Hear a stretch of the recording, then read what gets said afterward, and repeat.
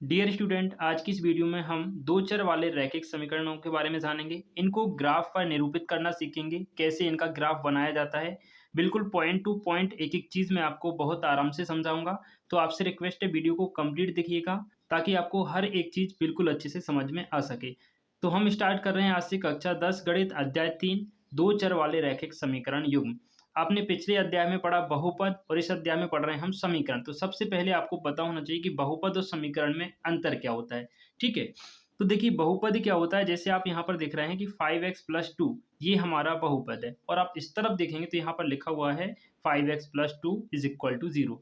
मतलब बहुपद और समीकरण में अंतर क्या होता है कि समीकरण में बराबर में कुछ ना कुछ दिया रहता है, या तो 0 होगा या 2 होगा या कुछ और भी संख्या हो सकती है। जैसे और भी एग्जाम्पल आप देख सकते हैं, 7x प्लस 10 ये सिर्फ इतना लिखा है तो हमारा बहुपद है। अगर इसी को समीकरण में देखेंगे आप तो यहाँ पर देखो 7x प्लस 10 बराबर -2, ये आपका समीकरण कहलाएगा। यहाँ देखेंगे आप x square plus 2x plus 3, यहाँ पर देखना x square plus 2x plus 3 बराबर जी 5 आ गया, तो ये आपका समीकरण हो गया। इस प्रकार से बहुपद और समीकरण में अंतर होते हैं। समीकरण माने बराबर में या तो 0 हो या कुछ ना कुछ दिया हो, तो वो हमारा समीकरण होता है। तो उम्मीद है आपको बहुपद और समीकरण में अंतर समझ में आ गया होगा। ठीक है, अब हम समझते हैं कि रैखिक समीकरण क्या होते हैं। देखिएगा, ऐसे समीकरण जिनमें चर पद की अधिकतम घात 1 हो रैखिक समीकरण कहलाते हैं। जैसे आप यहाँ पर देखेंगे 3x प्लस 2, इसमें x की मैक्सिमम पावर कितनी है, कुछ नहीं है, तो हम 1 मानते हैं, इसलिए ये कैसा समीकरण है, रैखिक समीकरण होगा। और भी एग्जाम्पल आप देख सकते हैं, जैसे कि 5x प्लस 6y प्लस 1 बराबर 0, तो ये भी क्या है, एक रैखिक समीकरण है। लेकिन इसमें आप ध्यान देंगे अगर, तो ये दो चर वाला रैखिक समीकरण है, क्योंकि हमें यहाँ पर दो चर वाले रैखिक समीकरण ही पढ़ने हैं। ठीक है, दो चर वाले रैखिक समीकरण। तो यहाँ पर आप देखना, ऊपर वाला समीकरण सिर्फ एक चर में रैखिक समीकरण है, क्योंकि यहाँ पर सिर्फ एक चर x दिया है। लेकिन आप नीचे देखेंगे तो यहाँ पर 5x प्लस 6y माने x और y, इसमें दो चर दिए हैं, मतलब ये हमारा दो चर वाला रैखिक समीकरण युग्म रैखिक समीकरण है। अब हम बात करते हैं अगले एग्जाम्पल की, 6y प्लस 2x प्लस 3, तो ये भी हमारा दो चर वाला रैखिक समीकरण है। कौन सा है ये, दो चर वाला रैखिक समीकरण होगा। बात समझ में आ गई यहाँ तक? तो मुझे कमेंट करके बताएं जी सर समझ गए। आगे हम बात करते हैं कि भाई समीकरण हमने समझ लिया, बहुपद समझ लिया, दो चर वाला भी समझ लिया और एक चर वाला भी समझ लिया। लेकिन अब हम ये समझेंगे कि रैखिक समीकरण युग्म जो होता है, आखिर ये क्या होता है। देखिएगा, यहाँ पर आप देखेंगे रैखिक समीकरण युग्म, युग्म माने होता है बेटा जोड़ा। जोड़ा माने दो समीकरण आपको साथ में दिए हों, वो रैखिक हों और दो चर वाले हों, तो वो कहलाएंगे दो चर वाले रैखिक समीकरण युग्म। रैखिक समीकरण युग्म के व्यापक रूप यहाँ पर दिए हुए हैं, a1x plus a1y plus c1 बराबर 0। दूसरा हमारा होता है a2x plus b2y plus c2 बराबर 0। ये होते हैं स्टैंडर्ड फॉर्म या फिर व्यापक रूप इन्हें हम कहते हैं। और उदाहरण देखिएगा, 3x प्लस 6y प्लस 2 बराबर 0, 5x प्लस 7y प्लस 3 बराबर 0। तो ये संयुक्त रूप से, यानी दोनों के दोनों हमारे क्या है, दो चर वाले रैखिक समीकरण युग्म हैं।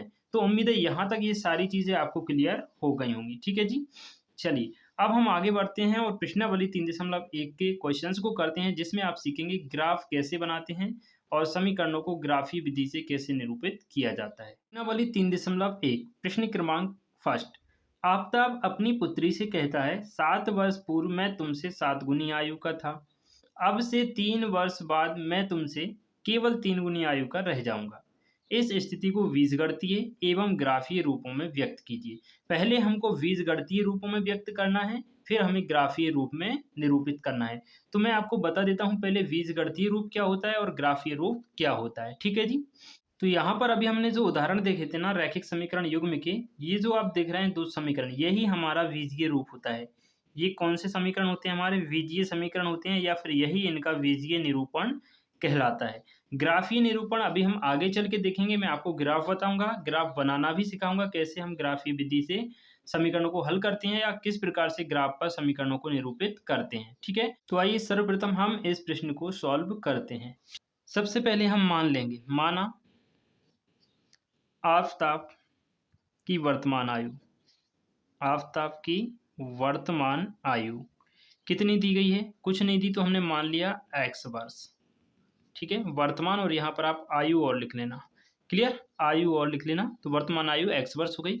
इसी प्रकार आप पुत्री की वर्तमान आयु मान लेना, पुत्री की वर्तमान आयु, तो हमने यहाँ पे पुत्री की वर्तमान आयु मान ली y वर्ष। ठीक है, ये 2 काम आपको सर्वप्रथम करना है। इसके बाद क्वेश्चन बिल्कुल आसान हो जाता है, कुछ भी क्वेश्चन में ज़्यादा है नहीं।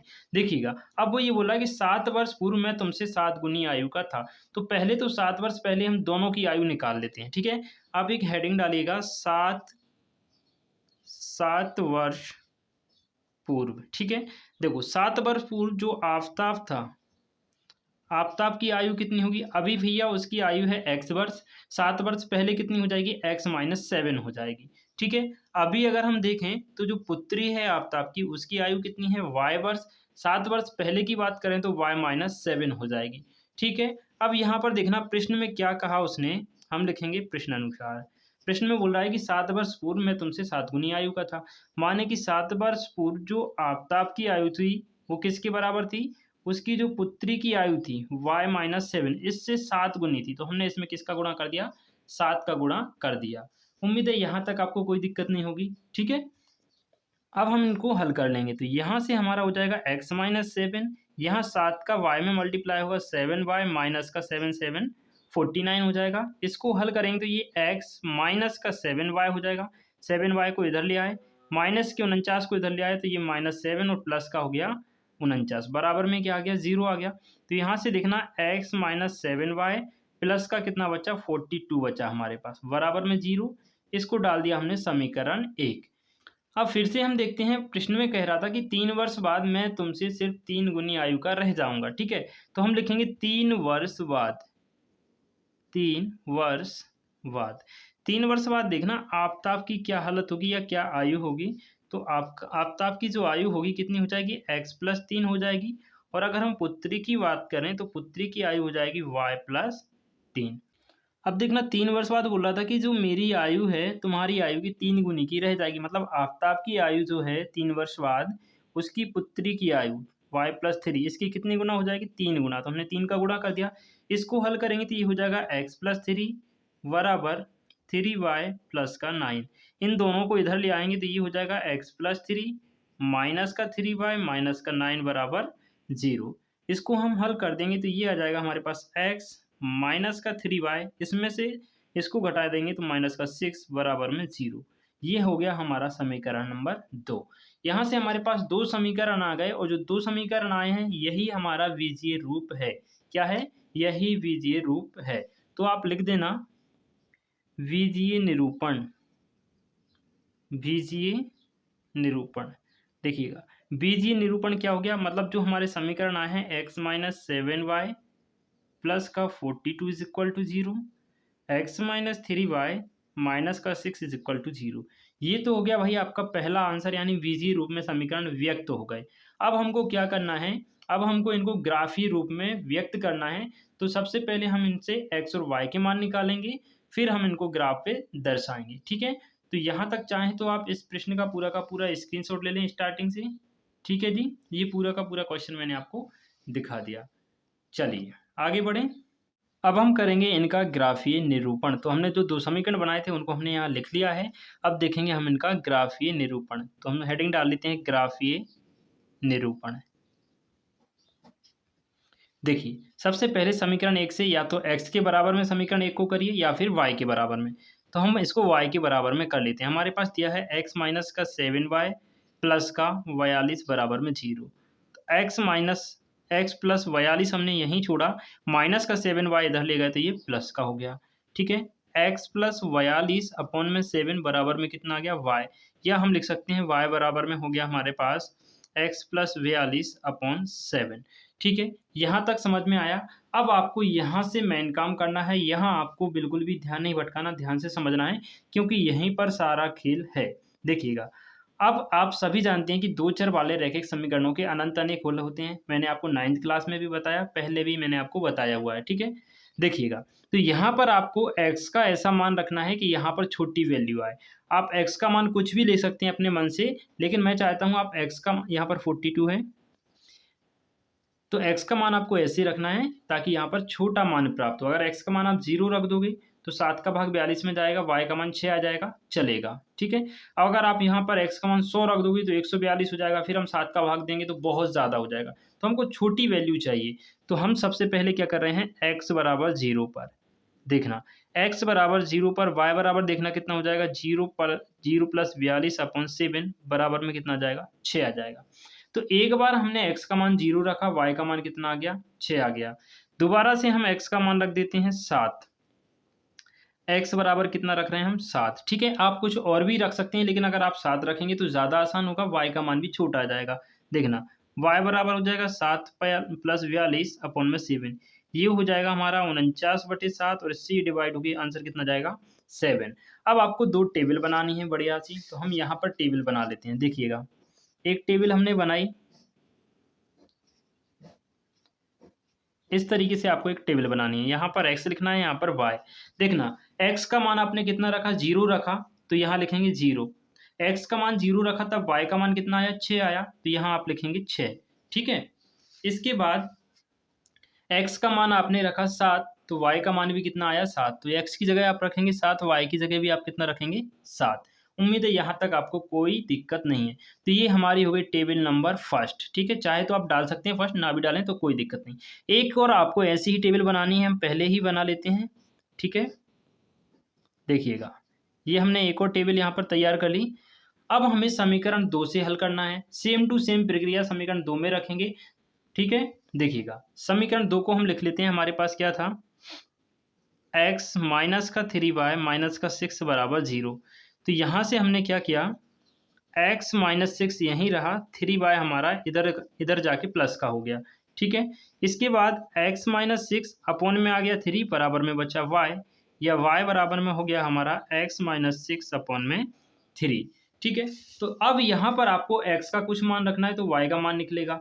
तो सबसे पहले तो x बराबर मेरे हिसाब से 0 रखिएगा। ठीक है, आप कुछ और भी रख सकते हैं, लेकिन मैं आपको सबसे सिंपल वाला बता रहा हूँ। ठीक है, x बराबर 0 रखेंगे तो क्या हो जाएगा, y बराबर हो जाएगा माइनस का 6/3, क्योंकि x का मान 0 रख दिया। अब ये 3 से 6 कट जाएंगे कितनी बार, माइनस के 2 बार। ठीक है, ये पहला मान आ गया। एक बार और आप रख दीजिए x बराबर 3। क्या रखेंगे हम, x बराबर 3 पर, तो y बराबर देखना कितना आ जाएगा, 3 और ये माइनस का 6 और अपॉन में 3। तो ये हो जाएगा, 6 में से 3 जाएगा तो माइनस का 3, नीचे भी 3, इससे ये कट के माइनस का 1 आ जाएगा।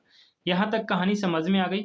अब देखना, जब हमने x का मान 0 रखा तो y का मान -2 आया। इसको हम टेबल में लिख देंगे। यहाँ पर x का मान रखा था हमने कितना, 0, तो y का मान कितना आया था, -2।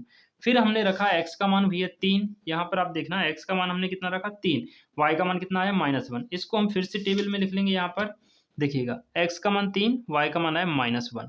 अब पूरी की पूरी कहानी यहाँ पर एंड हो गई। बस इसका जो है लास्ट सीन बचा हुआ है, जिससे हम बनाएंगे ग्राफ। ठीक है, तो मैं आपको यहाँ पर ग्राफ पेपर पर ही ग्राफ बना के दिखाऊंगा। आप चाहें तो इस प्रकार के पेज पर भी बना सकते हैं, कोई दिक्कत नहीं है। जो भी आपके पास अवेलेबल हो उस पेज पर आप बना सकते हैं। तो हम यहाँ पर यूज़ करेंगे ग्राफ कॉपी का।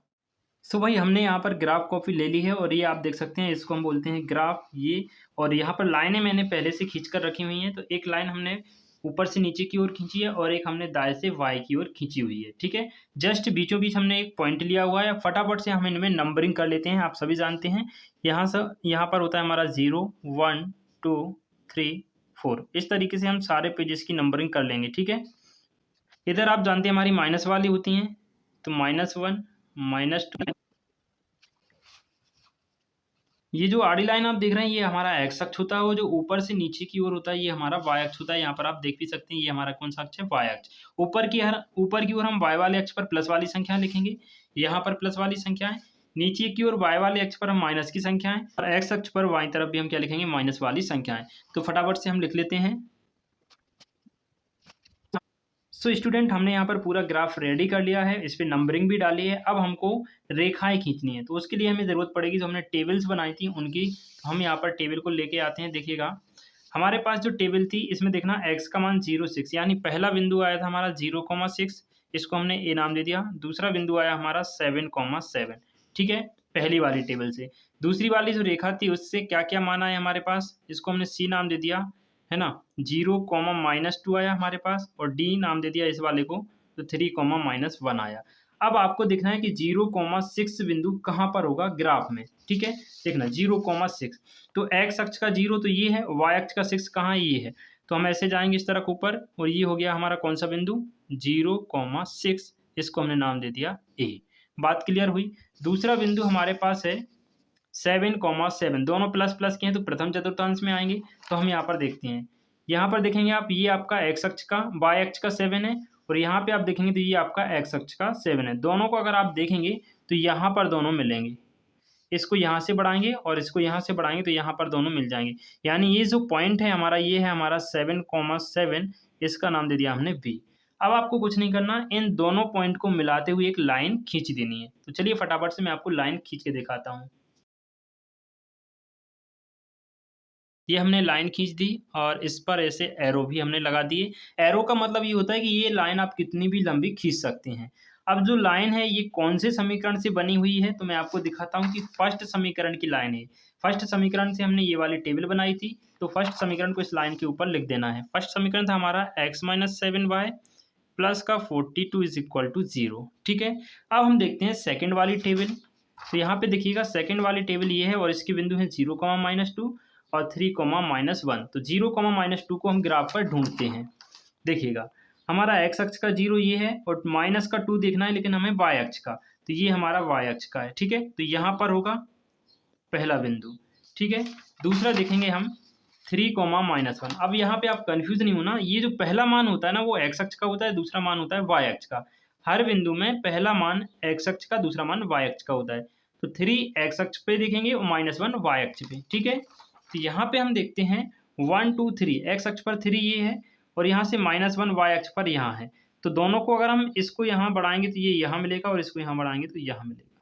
ठीक है, -1 और 3, इसको ऐसे बढ़ाएंगे, इसको ऐसे बढ़ाएंगे तो दोनों कहाँ पर मिलेंगे, यहाँ पर। अब ये कौन सा बिंदु था हमारा, 0,-2 वाला बिंदु था ये C, और ये कौन सा बिंदु है हमारा, ये है हमारा 3,-1 वाला। अब हमें इन दोनों बिंदुओं को मिलाते हुए एक लाइन खींच देनी है। ठीक है, तो ये हमारा स्केल है और इसकी सहायता से हम इन दोनों पॉइंट को मिला के एक बढ़िया सी लाइन खींच देंगे। ठीक है, इसको एरो लिख दीजिए, इस पे इस तरीके से एरो बना दीजिए। और ये किस समीकरण की थी, तो सेकंड वाला x-3y - 6 = 0। बस अब आपका पूरा का पूरा जो है ग्राफ बनकर रेडी हो गया है। ठीक है, इस तरीके से आप ये पूरा ग्राफ देख सकते हैं। क्लियर? यहाँ कहीं भी आपको इस वीडियो में कहीं पर भी कोई भी डाउट रहा हो तो आप मुझे कमेंट करके पूछ सकते हैं, मैं बाकायदा आपको उसका सॉल्यूशन दूंगा। तो इस वीडियो में हमने ग्राफी निरूपण सीखा कि ग्राफी निरूपण कैसे करते हैं और बीजीय निरूपण कैसे करते हैं। ठीक है, प्रश्नावली 3.1 का फर्स्ट क्वेश्चन हमने यहाँ पर कंप्लीट कर लिया। आगे के क्वेश्चन अगली वीडियो में आपके लिए लेके आएंगे।